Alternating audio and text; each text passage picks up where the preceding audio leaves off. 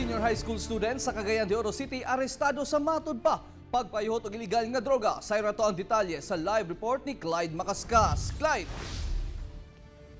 Real dugay na matud pa nga ginasubaybayan sa mga otoridad ang estudyanteng dinakpan.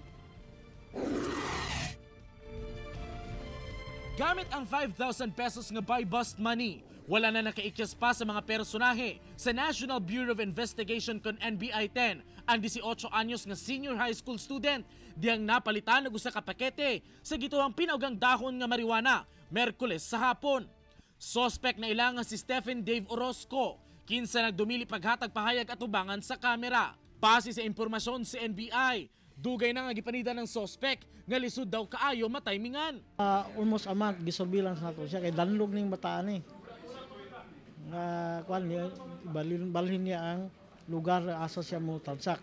Mga estudyante og batanon matod pa ang sagad parokyano sa suspect nga gikabala kapag ayo sa mga otoridad. We acted immediately kay di pwede nga mga estudyante ang iyang gabiktimahon. Gawas sa marijuana, nakuhaan sabog sa ka-screwdriver ang suspect nga giangkon ining panagang sa kaugalingon. Ginasumay karon sa mga otoridad ang supplier sa suspect kinsa pasakahan og kasong paglapas sa Republic Act 9165 kon Comprehensive Dangerous Drugs Act of 2002.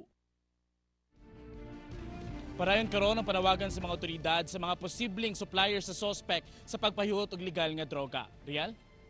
Okay, daghang salamat Clyde Macascas.